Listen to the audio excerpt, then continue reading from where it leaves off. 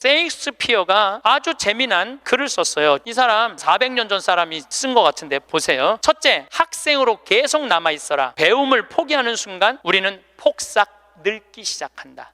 그러니까 여러분들 학생이기를 포기하면 안 된다는 거예요. 끊임없이 배워야 돼. 애만 배우는 게 아니야. 여러분들 배우셔야 돼요. 저는 제가 30살에 환경공학을 공부했어요. 얼마나 좋은 공부였는지 몰라. 내가 다닌 학교는 나는 아주대학 산업대학원을 다녔어요. 그런데 요즘 대학원 조금 돈이 좀 들어가서 그렇지 많아요.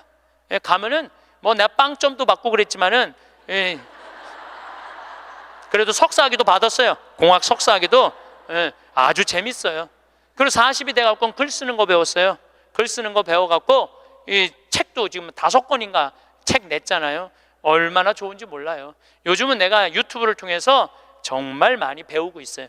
배우니까 참 재밌어요, 사는 게. 그러니까 여러분들도 배우는 걸 포기하시면 안 돼요. 둘째, 과거를 자랑하지 마라. 옛날 이야기밖에 가진 것이 없을 때 당신은 처량해진다. 삶을 사는 지혜는 지금 가지고 있는 것을 즐기는 것이다. 이거 셰익스피어도 똑같이 말했어. 지금 가지고 있는 것을 즐기는 거야. 지금. 그러니까 뭐 나중도 생각하지 말어. 옛날도 생각하지 말어. 지금 오늘을 즐기면 되는 거예요. 있는 돈 갖고 나중에 쓰려고 그냥 쥐고 있지 말고 쓰세요. 내가 쓰라는 건 사치하라는 게 아니에요.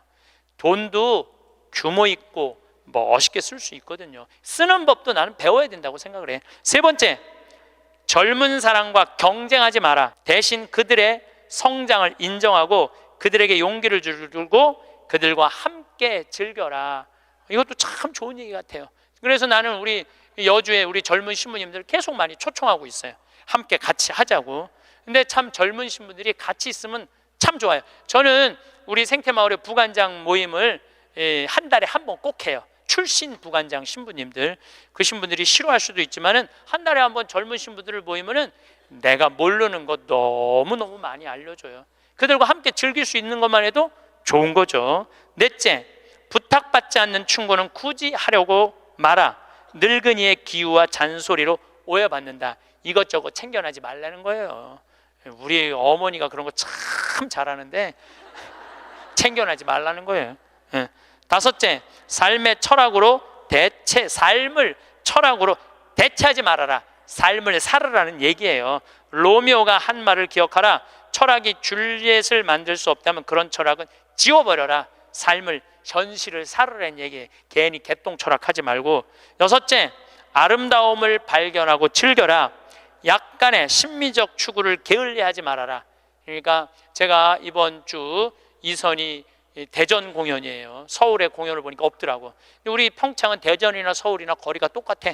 그래서 이제 대전으로 가는데 점점 나이를 먹으면 먹을수록 공연도 많이 가요. 저는 여기 이 삼성 여기 뭐 스퀘어인가 여기 공연 많이 와요. 예술의 전당도 많이 와요. 많이 와야 1년에 많이 온다고 그래요. 1년에 두세 번이야. 그 두세 번이라도 공연을 즐길 수 있으면 삶이 굉장히 풍요로워지더라고요. 또 일곱째, 늙어가는 것을 불평하지 마라. 가엾어 보인다. 몇 번 들어주다 당신을 피하기 시작할 것이다. 나 늙은 거 자랑하지 말라는 거예요. 그것도 맞는 얘기 같아요. 늙은 거 누가 뭐 알아주기는 해요. 아무도 안 알아주죠. 나이 먹은 거 자랑 아니야, 내가 보기에는. 그리고 나이를 먹으려면 곱게 먹어야 돼. 나이값을 하고면서 늙어가야지. 나이값도 못하고 나이만 디립다 먹으면 그게 뭐가 자랑이에요. 여덟 번째, 젊은 사람에게 세상을 다 넘겨주지 말아라. 이건 뭐냐면 재산 주지 말라는 거예요.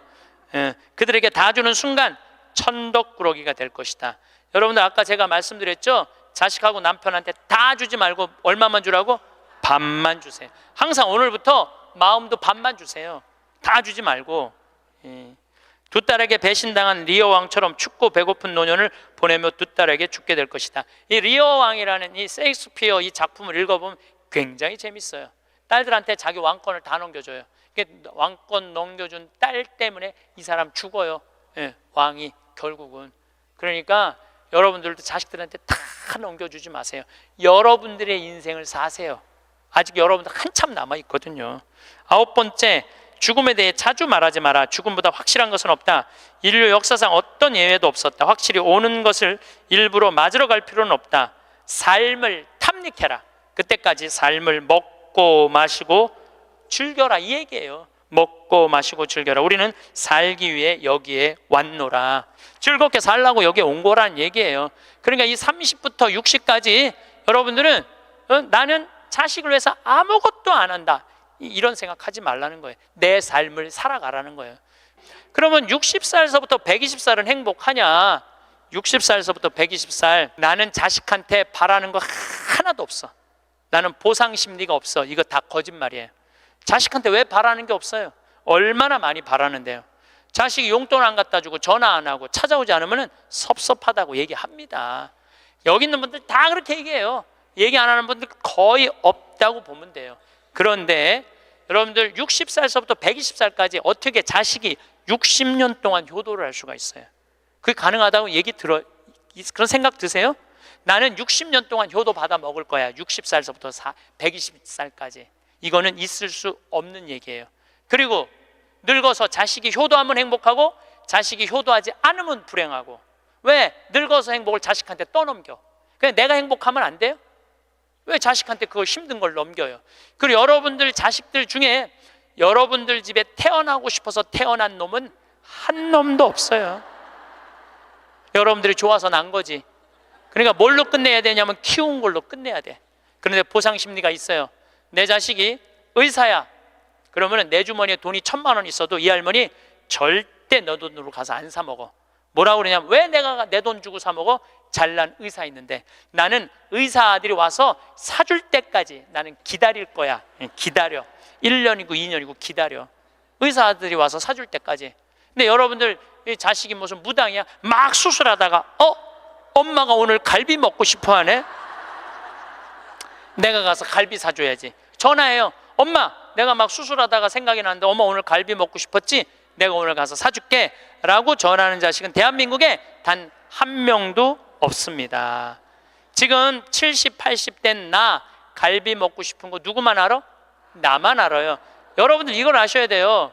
여러분들은 자식 생각밖에 없지만 자식은 여러분들 생각 없어요. 그건 확실합니다. 왜냐면 이게 실험의 결과가 나왔어요. 어떤 실험을 했느냐면 요즘은 사랑의 감정을 촬영할 수 있대요. 그래갖고 할머니들한테 젊은 자식들 사진을 보여주고 뇌파 촬영을 해보니까 막 그냥 뇌파가 난리도 아니라는 거예요. 자식 사랑의 감정, 잘된 자식은 좋아갖고 막 난리고 못된 자식은 그게 안타까워갖고 막 난리가 아니라는 거예요. 그러니까 여러분들은 지금 자식 보면은 뇌가 막 진동을 해, 사랑의 감정이. 그런데 자식한테 늙은 엄마 사진을 보여주고 뇌파 촬영을 해보니까 아무 반응이 안 일어나는데, 내가 이거 KBS에서 봐서, KBS에서 의사들이 실험하는 거를. 그러니까 여러분들은 자식 생각하는 거하고 자식이 여러분들 생각하는 거하고는 이건 차원이 달라요. 차원이 정말 생각 없어요. 저도 어머니 아버지 86, 84살이에요 그런데 내가 막 신부됐을 때 어머니 60이었을 때 어머니가 그랬어. 늙으면 죽어야 된다고. 그때 이제 효도할 때가 됐는데 죽으면 안 되지. 그래갖고 어머니 아버지 모시고 파리, 로마, 이스라엘, 베이징, 우리나라 금강산, 백두산, 우리나라 좋다는 데 온천 다 모시고 다녔어요. 왜 모시고 다녔느냐 하면 죽는다니까. 빨리 보여줘야 될 거 아니야, 죽기 전에 5년 동안. 근데 요즘은 어머니가 늙으면 죽어야 돼 그 소리 하면 막 화가 나요. 왜 화가 나냐면 그 얘기한 지 24년이 지났어. 24년 죽을 기미가 안 보여요.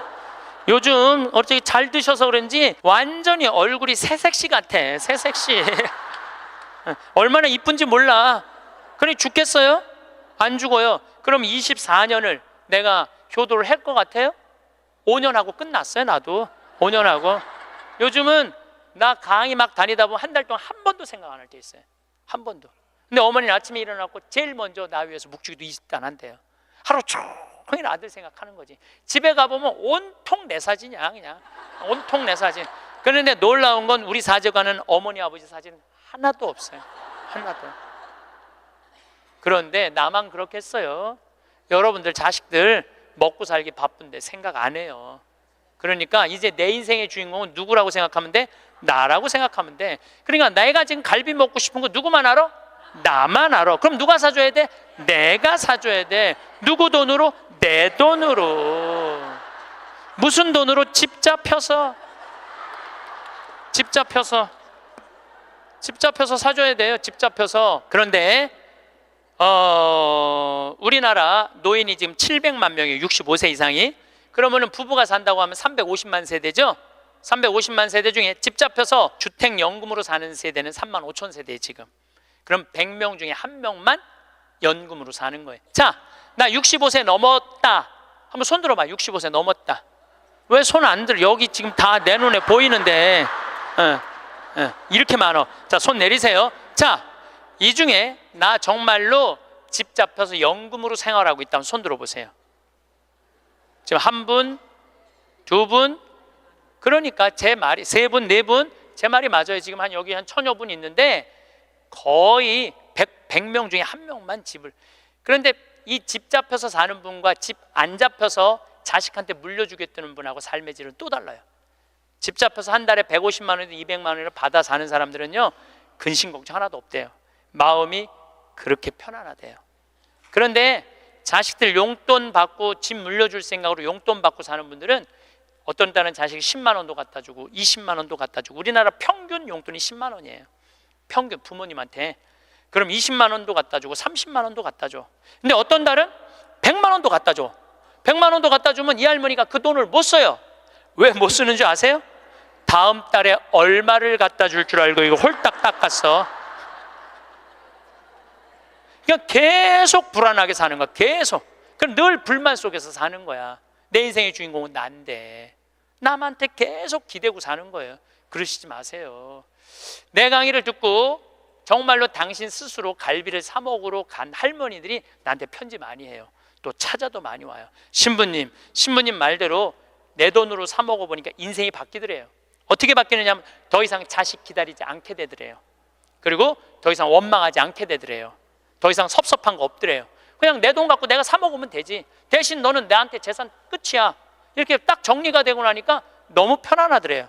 그리고 남은 인생은 내가 책임질 수 있겠다라는 자신감이 생기더래요. 그래서 너무 감사하다고.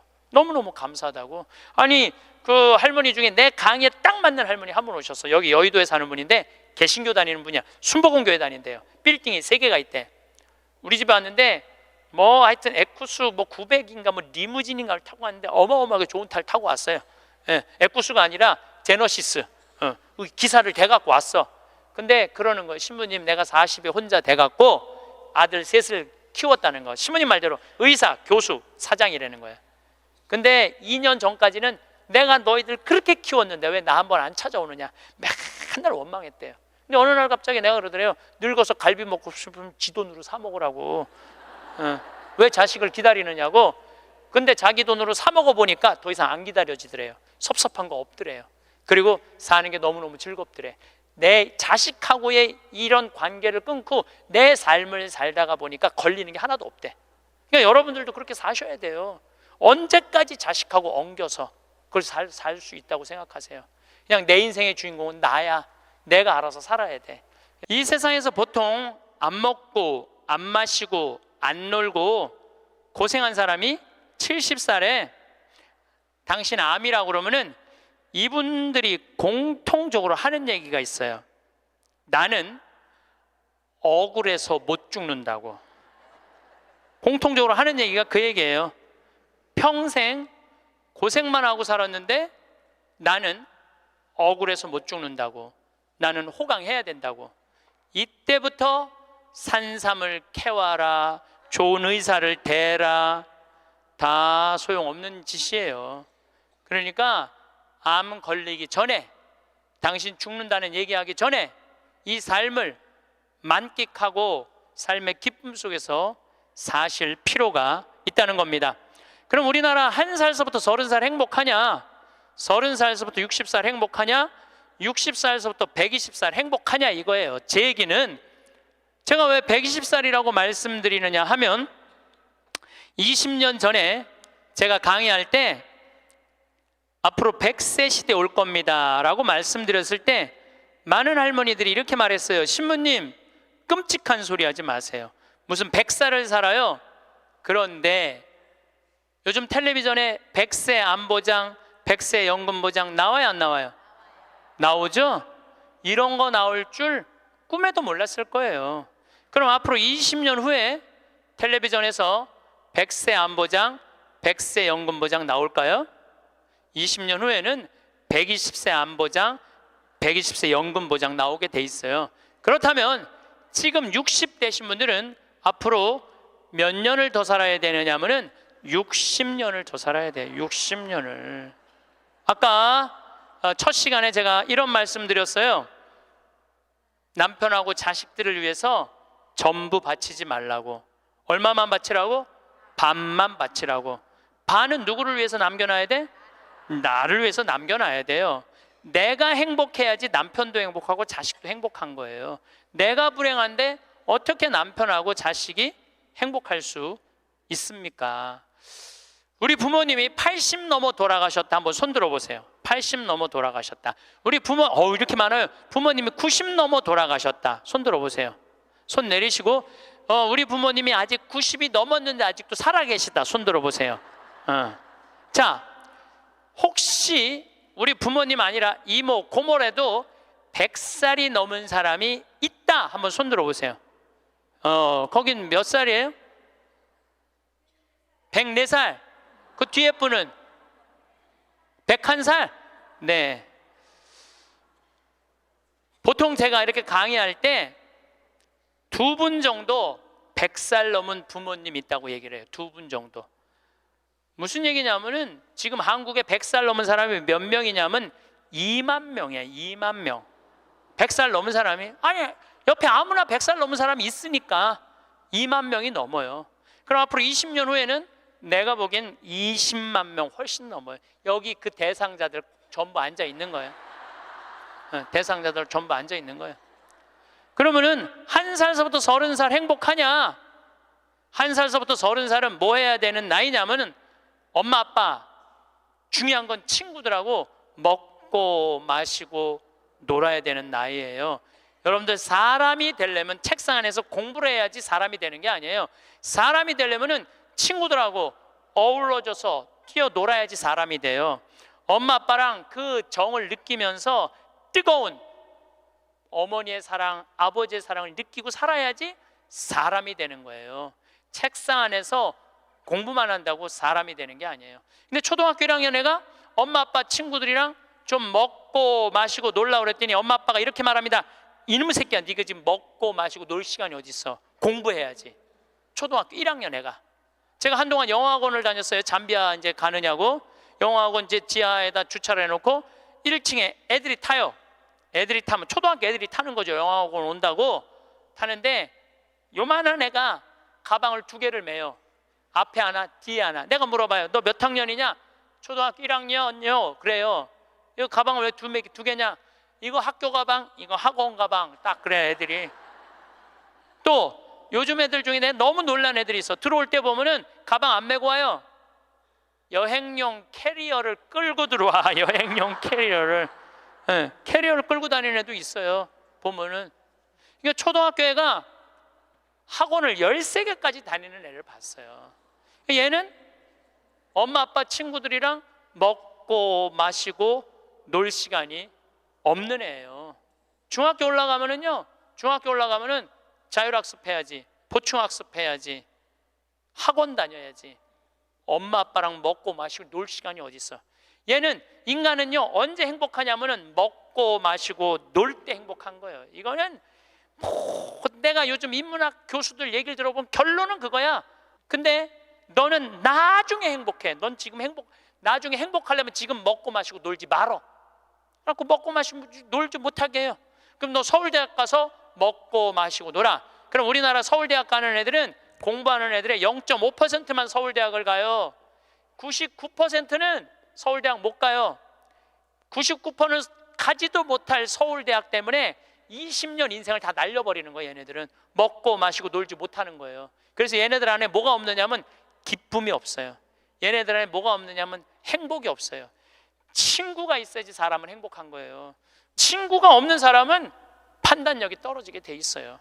친구가 없는 사람은 정보가 취약할 수밖에 없어요. 그 부모로부터 받은 후광 외에는 아무것도 없었던 거예요. 그러니까 제일 중요한 거는 먹고 마시고 노는 거예요. 그럼 얘가 30년 동안 30살 이후부터 너 행복해야 돼. 그 30살부터 얘가 삼성에 취직해갖고 행복할 수 있다고 생각하세요? 우리말에 이런 말이 있어요. 먹어본 놈이 먹고 놀아본 놈이 논다고. 먹고 마시고 노는 것도 아무나 먹고 마시고 노는 게 아니에요. 먹고 마시고 놀 줄 모르면은 얘는 나중에도 행복할 수가 없어요. 나는 직원들한테도 나중에 잘 안 해줘요. 언제 잘해줘? 지금 잘해줘. 지금 잘해주려면 지금 잘해줘. 예.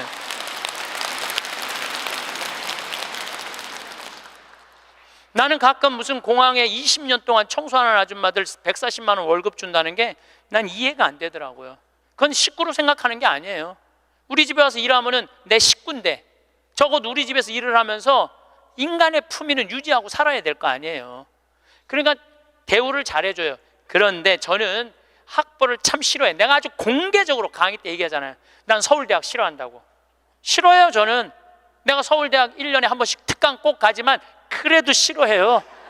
그래도 싫어해요. 예. 그래서 우리는 학벌을 따지지 않아. 직원 채용할 때 서울대학을 나왔든 유학을 갔다 왔든 이대를 나오든 연대를 나오든 일반 대학을 나오든 중학교를 나오든 고등학교를 나오든 초등학교를 나오든 첫 월급은 똑같아. 다 210만 원이에요. 아무리 잘났어도 210만 원, 아무리 못났어도 210만 원. 거기서부터 내가 평가하겠다는 거예요. 그리고 왜 내가 학벌을 따지지 않느냐 하면은 매주 띄우는데 뭐하러 서울대 졸업장이 필요해? 매주만 잘 띄우면 되지. 그렇지 않아요? 아니 매주가 서울대생만 보면 나 잘 떠야 되겠다 이래요?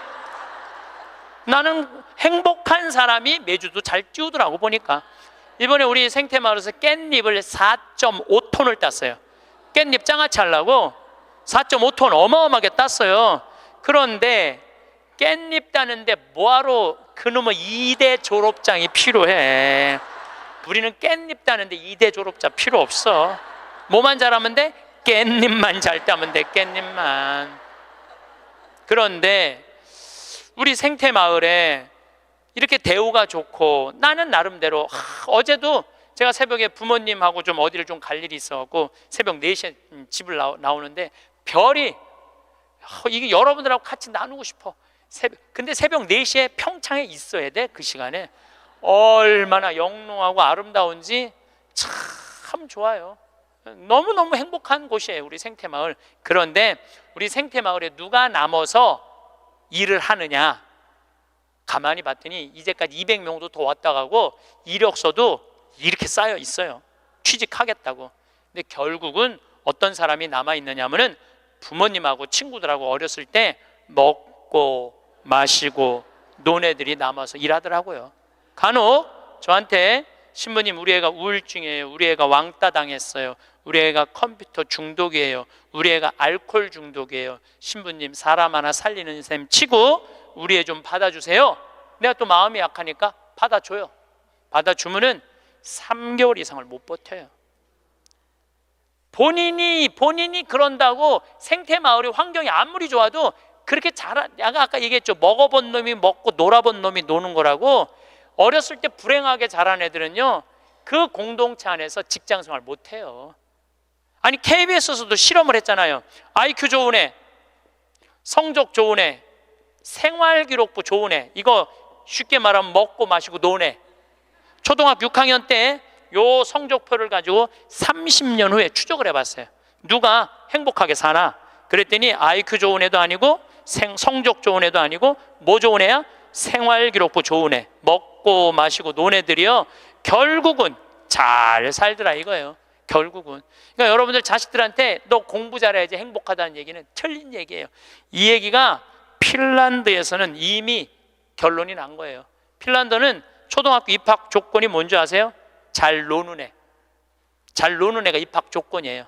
입학 애 이제 학생들 뽑으려고 전부 다 애들이 와 있잖아요. 근데 놀이시설을 딱 놀게 해요. 근데 한 애가 안 놀아. 그럼 부모 불러갖고 뭐라고 그러는 줄 알아요? 얘 유치원에 다시 보내라고. 왜 우리 애가 유치원에 가? 얘는 지금 노는 법을 모른다고. 놀아야지 사람이 되는 거예요. 놀아야지. 근데 우리는 먹고 먹고 마시고 노는 일을 아주 우습게 보는 거예요. 우리나라가 독일보다 4개월을 일을 더 해요. 4개월을 일을 더 하고 미국보다 3개월을 더 일을 해요. 1년에. 그런데 우리가 독일보다 잘 살아요? 미국보다 잘 살아요? 그렇게 뼈 빠지게 일을 하는데도 일한다고 돈 버는 게 아니에요. 제가 아주 재미난 일이 있었어요. 신나는 일이죠. 잠비아에 이제 우리 치과 의사들이 이번에도 1,400명 환자를 봤어요. 안과 의사 2분, 치과 의사 9분이 환자를 1,400명을 봤어요. 일주일에. 어마어마하게 환자를 봤죠. 근데 이제 그 의사 4년째 나 따라다니는 의사가 나 가기 전에는 맨날 신부님 나 비행기에서 떨어져서 죽었으면 좋겠어요. 차가 와서 쳐서 죽었으면 좋겠어. 그랬던 의사예요. 근데 잠비아 봉사활동 가면서부터 사는 게 즐거운 거야. 내 걸 나누니까 자기 존재의 의미가 있는 거예요. 근데 이 의사가 참 돈을 많이 버는 의사예요. 그런데 왜 죽고 싶으냐? 건물은 큰 걸 사놓고 그 빚을 해대느냐고. 화장실 가는 게 아까웠고 물을 안 마셔. 오줌 놓는 시간이 아까웠고 진료 시간이. 그러니까 사는 게 즐겁지 않은 거죠. 여러분들 인생에 정말 힘든 게 뭔지 아세요? 확장 이전이에요. 여러분들 괜히 아파트 20평에서 40평 넓혀가는 거, 장사 잘 되는 가게 10평에서 40평 넓혀가는 거 다 고통의 시작이야.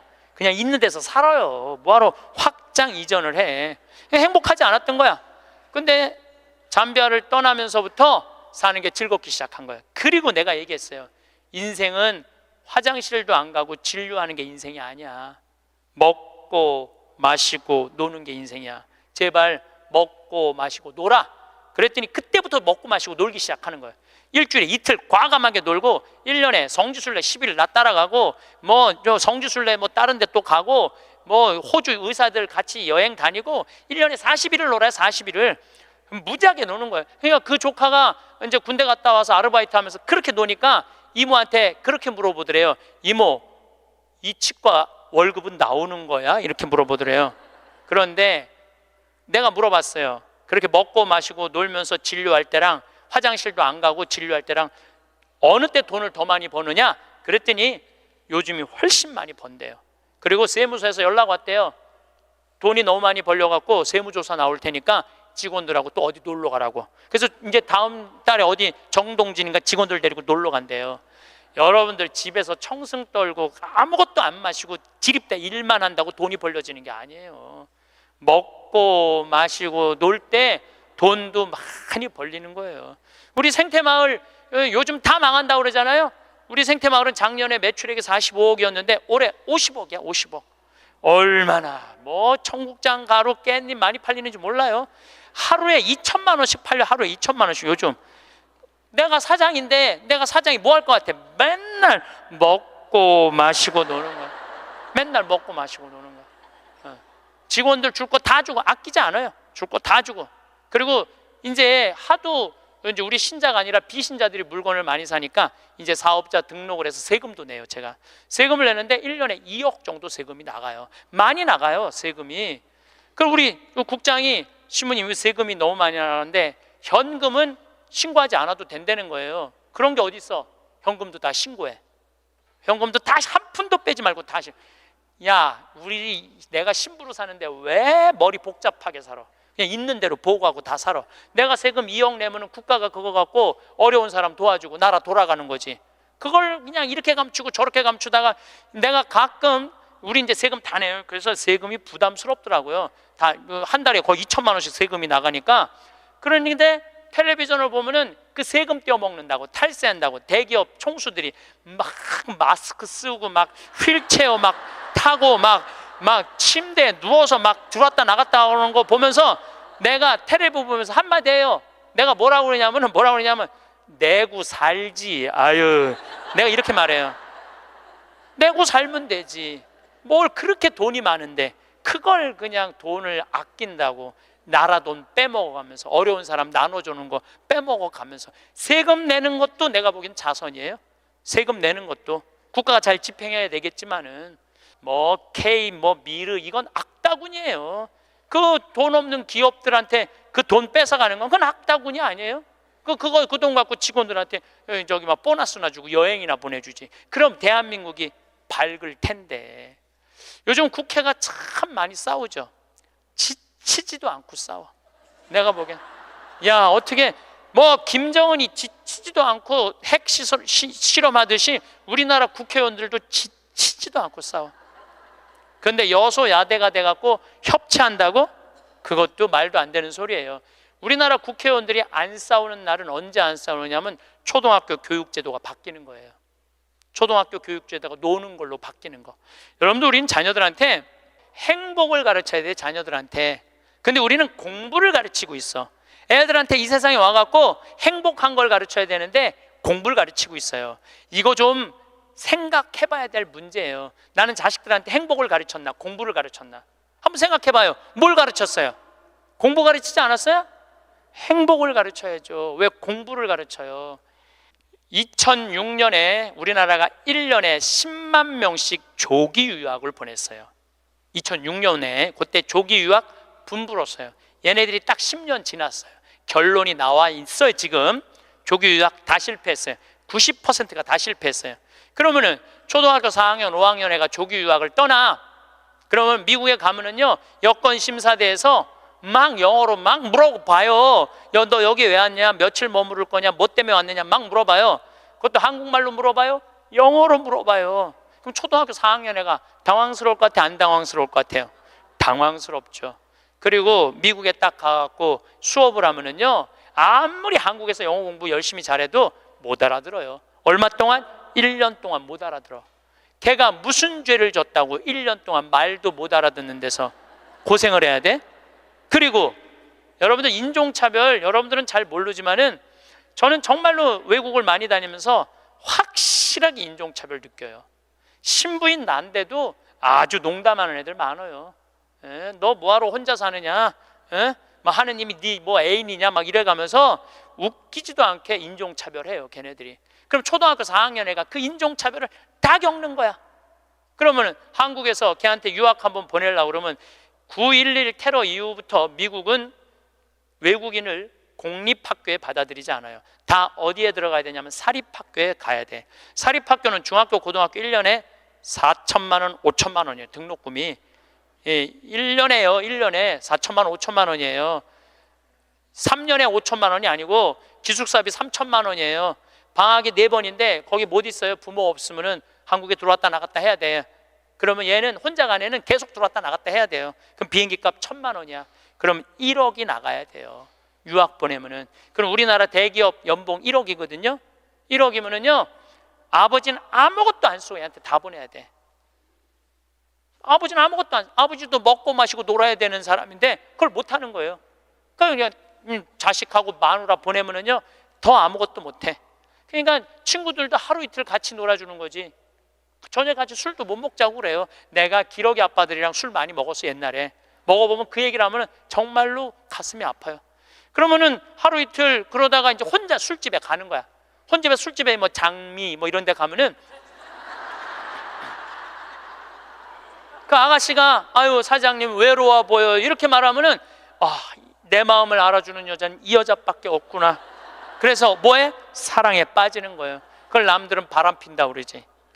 그래서 바람 피는 거예요. 혼자 외로우니까. 인간은 어쩔 수가 없거든요. 그 시간에 집에 들어가고 아이하고 아내하고 해주는 거 맛있게 먹고 마시고 놀았으면 그 사람 바람 안 폈을 거예요. 대기업의 부장 정도 올라갈 사람이면 열심히 산 사람이니까. 그렇죠? 그러면은 애는 학교 가갖고 언어 안 돼, 인종차별 당해. 엄마는 또 미국 가갖고 애 학교 가면은 심심하잖아요. 거기서 또 놀고 있는 또 멀쩡하게 생긴 남자하고 또 외로우시겠어요 사모님. 그러면 거기서 또 이제 또 바람 피고, 아빠는 한국에서 바람 피고 엄마는 미국 가서 바람 피고, 애는 인종차별 언어에 갖고 정신 우울증에 걸리고, 그런 일이 벌어진다니까요. 한두 집이 아니라니까요. 뭐를 위해서 애를 유학을 보낸 거예요? 뭐를 위해서? 다 집안 풍비박산 만들어 놓고. 그러니까 애한테 공부를 가르치면 안 된다니까요. 행복을 가르쳐야 돼요. 우리가 뭐를 해서 행복한지. 그래서 10년 동안 간 애들 중에 정말로 한국에도 아니고 미국에도 아닌 애들 많아요. 이건 아무것도 아니야. 대학 졸업하고 유학을 가면요, 얘 심지라도 있어요. 대학 졸업해서 유학 가는 애들. 근데 초등학교 중학교 때 가는 애들은 심지도 없는 애들이야. 내가 한국인지 미국인지 구분도 안 되는 애들이야. 그래갖고 적응 안 되면은 중학교에 가면은 유학 온 한국 애들, 말 안 통하는, 영어 안 되는 애들끼리 모여요. 모여서 노래방 가고 한국 드라마 보고 술 먹고 담배 피고, 정말로 이 아이의 출세를 위해서, 이 아이의 미래를 위해서 유학을 보냈는데 아버지도 바람피고 엄마도 바람피고, 이런 집이 한두 집이 아니라니까요. 너무너무 많은 거예요. 이런 집이 성공하는 비율은 10%밖에 안 된대요. 10%밖에. 그러니까 90%는 다 망가지는 거야. 그래갖고 이제 한국에 돌아오면은 집안이 완전히 망가진 거야. 애는 집에서 나가지도 않고, 왜냐하면 유학이라는 건 갔다 왔는데 대학을 졸업한 것도 아니고 한국에서 취직되는 것도 아니고, 그러니까 아무것도 못하는 거야. 그래서 나한테 와서 신부님, 얘 좀 고쳐달라는 거야. 자기가 10년 동안 망가뜨려 놓고 나한테 1시간 만에 고쳐달라는 거야. 아, 내 안수하면 손에서 아무것도 안 나오는데 뭘로 고쳐 내가. 그런데 이제는 1년에 10만 명씩 가던 게 이제 3만 명밖에 안 가요. 왜? 실패한 게 결론이 났으니까. 나는 그러지 말자는 거예요. 그 1년에 1억씩 유학비 보낼 돈이 있으면 그 돈 갖고 한국에서 엄마 아빠 자식이랑 행복하게 먹고 마시고 놀으라는 거예요. 그럼 이 집은 깨지지도 않고 애는 아주 건강하게 자랄 거예요. 우리가 아주 중요한 거를 놓치고 있는 거예요. 별거 없어. 인생이 뭐 그렇게 복잡해? 그리고 여러분들 출세, 그것도 해봐야. 난 텔레비전 보면서 출세하는 거 하나도 안 부러워요. 뭐 민정수석 무슨 수석들, 지금 그게 사람 사는 거예요? 저런 모습이? 차라리 그 자리에 안 가면은 거짓말도 안 할 거 아니에요. 그 자리에 가면 어쩔 수 없이 거짓말하고. 어떻게 보면 여러분들이 훨씬 행복한 분들이에요. 여러분들은 거짓말 일이 뭐가 있어? 누가 돈을 갖다 줘야지 안 받았다고 그러지. 누가 돈을 갖다 줘야지 안 받았다고 그러지. 참. 자, 그렇다면은 30살에서부터 60살은 행복하냐? 대한민국에. 자, 이 30살에서부터 60살은 저는 인생의 황금기라고 생각해요. 여러분들, 여행은 가슴이 떨릴 때 가야지 다리가 떨릴 때 가면 안 된다니까요. 근데 이때 가야 될 때야. 가야 될 때야. 그런데 자식 공부시킨다고, 자식 출세시킨다고 나는 안 먹고 안 마시고 안 놀아. 30년 동안 그랬어. 그럼 이 사람은 30년 동안 껍데기 인생을 산 거예요. 자기 인생 산 거 아니에요. 자식만을 위해서 살았다고. 나는 자식 하나 잘 되면은 엄마의 기쁨이라고 그러는데, 그것도 옛날에 45, 46까지 살 때 얘기예요. 이제 여러분들 120살 살면은요, 자식이 90이 돼버려요. 그 자식 출세하는 거 여러분들 행복하고는 아무 상관이 없어요. 70살, 80살 된 자식하고 90살, 100살 된 여러분들하고 아무 상관이 없어요. 어떤 아버지가 딸을 공부를 잘 가르쳐놨어. 서울대학을 졸업해하고 삼성에 취직을 했어. 근데 이 딸이 잘난 척하고 남자 알기를 우습게 알고 시집을 한 거, 혼자 사는 거야. 아버지는 딸이 시집 가갖고 손자도 좀 안겨주고 좋은데 시집 가갖고 자기 호강도 시켜주기를 바랬는데, 이게 혼자 사는 거예요. 설날 왔어 딸이. 그래서 아버지가 한마디 해요. 너 뭐가 부족해서 시집 안 가고 혼자 살고 있느냐고. 제발 시집 좀 가라고. 네가 학벌이 부족하냐, 미모가 부족하냐, 뭐가 부족한데 시집을 안 가냐고. 그랬더니 딸이 아버지를 보고 한다는 소리가, 아버지 답답한 소리 하지 말라고. 요즘 시집 가는 게 얼마나 힘든 줄 알아요? 뭐가 힘들어? 넌 부족한 거 없어. 다 갈 수 있어. 그랬더니 아버지 한심한 소리 하지 말라고. 아버지 대통령도 못 간 시집을 내가 어떻게 가? 생각해보니까 대통령도 시집도 못 가고, 시집만 못 가. 요즘 아주 그냥 처지가 아주 곤궁하게 됐잖아요. 뭐 그래, 또 아버지가 질 수가 있어? 그래서 한마디 더 해요. 그래? 그렇다면은 네가 그렇게 시집 안 가고 혼자 살 거면 너도 대통령이라도 좀 해보라고. 아버지도 좀 최순실처럼 호강 좀 해보게. 그랬더니 딸이 아버지 보고 한심한 눈으로 쳐봐도 한마디 더 해요. 아버지 답답한 소리 하지 말라고. 뭐가 답답한 소리야? 아버지가 대통령을 했어야지 나도 해볼 거 아니냐고.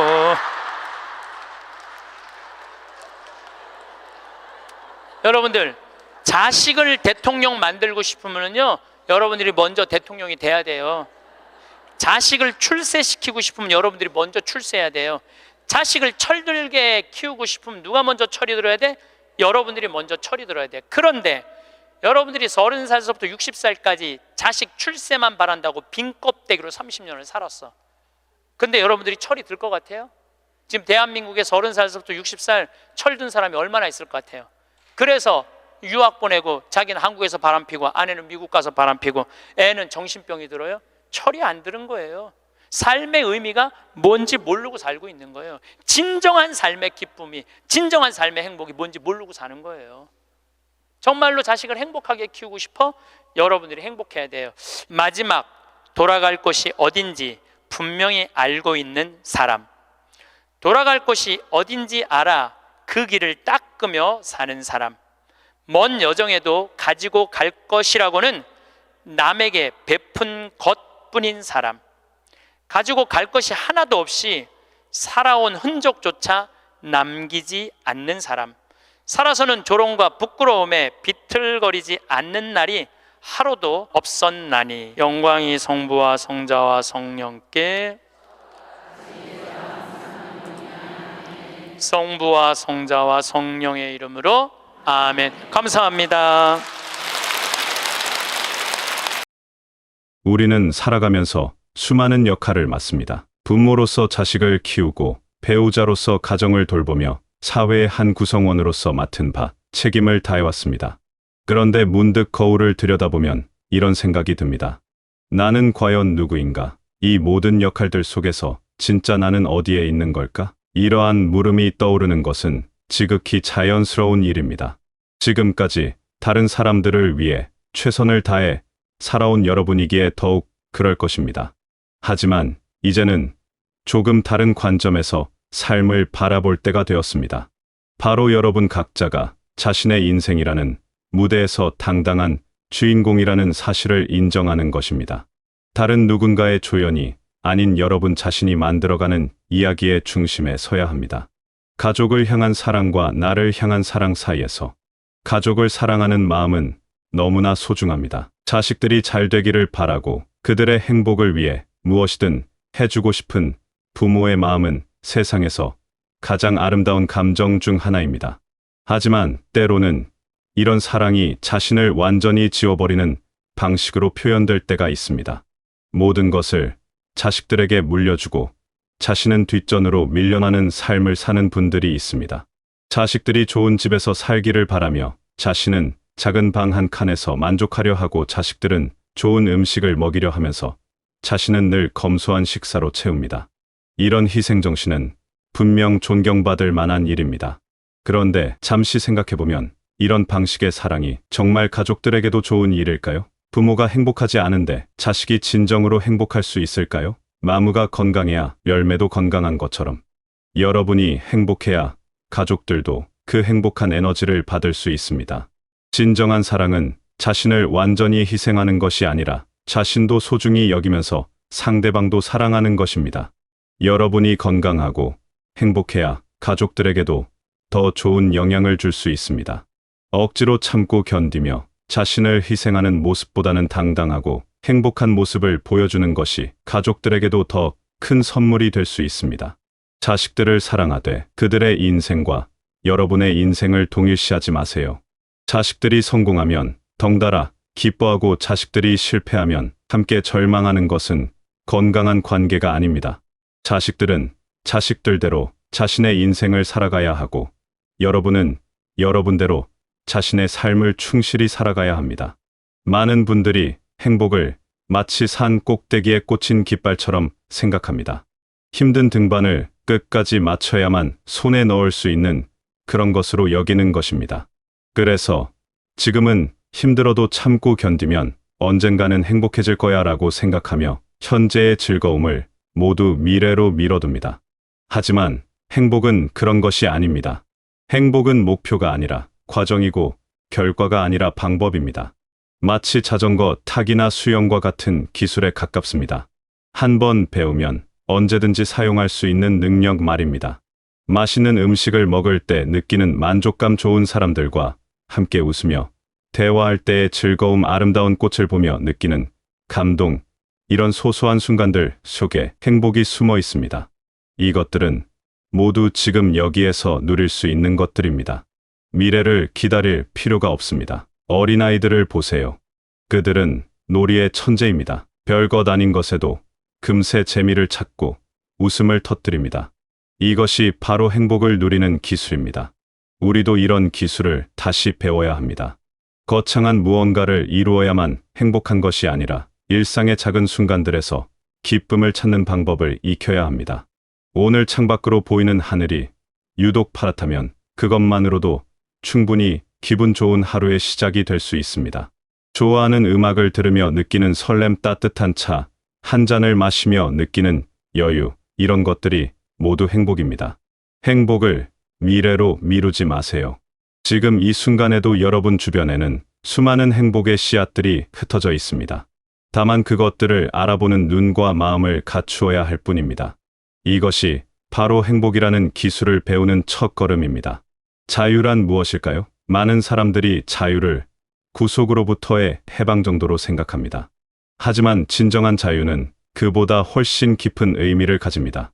진정한 자유는 스스로의 삶을 온전히 책임질 때 비로소 얻을 수 있는 것입니다. 다른 사람에게 의존하는 삶은 편해 보일 수 있습니다. 누군가가 모든 것을 결정해주고 모든 것을 해결해준다면 편하긴 하겠죠. 하지만 그 순간 여러분의 기분과 행복도 그 사람의 손에 맡겨지게 됩니다. 그 사람이 기분이 좋으면 여러분도 좋고 그 사람이 기분이 나쁘면 여러분도 덩달아 불안해집니다. 반대로 스스로 모든 것을 책임지는 삶을 선택한다면 어떨까요? 물론 책임이 따르는 만큼 부담도 있을 것입니다. 하지만 그와 동시에 얻게 되는 것이 있습니다. 바로 진정한 마음의 평화와 자유입니다. 여러분이 직접 번 돈으로 여러분이 먹고 싶은 음식을 사 먹는다면 그것은 당당한 일입니다. 누구에게 미안해할 이유도 없고 눈치를 볼 필요도 없습니다. 여러분이 직접 선택한 집에서 여러분이 좋아하는 방식으로 생활한다면 그 또한 자유로운 일입니다. 이런 삶을 살 때 우리는 비로소 누구를 원망하거나 탓할 필요가 없어집니다. 모든 선택이 내 선택이고 모든 결과가 내 책임이기 때문입니다. 이것이야말로 진정한 정신적 자유입니다. 물론 완전히 독립적인 삶을 살기란 쉽지 않습니다. 우리는 모두 관계 속에서 살아가는 존재이고 서로 도움을 주고받으며 살아갑니다. 하지만 중요한 것은 마음가짐입니다. 다른 사람의 도움을 받더라도 그것을 당연하게 여기지 않고 감사한 마음으로 받아들이는 것, 그리고 언제든 스스로 설 수 있는 준비를 하고 있는 것이 중요합니다. 자신의 감정을 다른 사람의 행동에 의존시키지 마세요.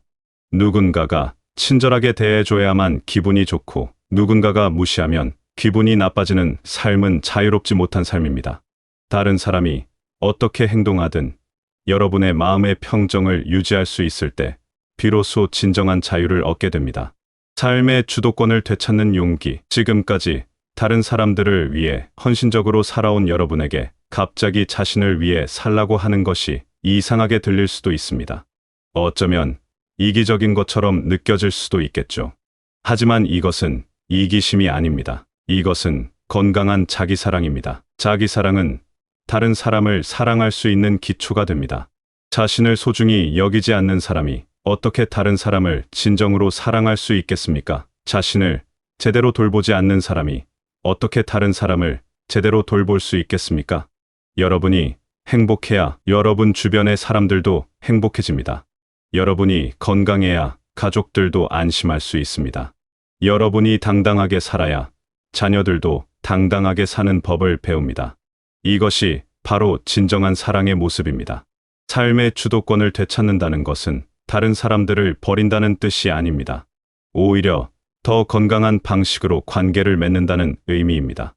억지로 참고 견디면서 맺는 관계가 아니라 서로를 존중하며 맺는 관계, 일방적인 희생이 아니라 상호적인 배려로 이루어지는 관계를 만들어가는 것입니다. 이런 변화에는 용기가 필요합니다. 지금까지 익숙하게 해온 방식을 바꾸는 것은 쉬운 일이 아니기 때문입니다. 주변 사람들도 처음에는 당황할 수 있습니다. 하지만 용기를 내어 첫걸음을 내딛어 보세요. 작은 변화부터 시작하면 됩니다.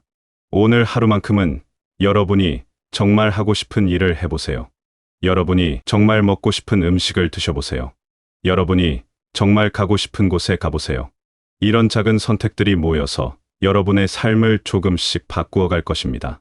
변화는 늘 두렵습니다. 특히 오랫동안 같은 방식으로 살아온 사람에게는 더욱 그렇습니다. 하지만 변화 없이는 성장도 없고 새로운 행복도 없습니다.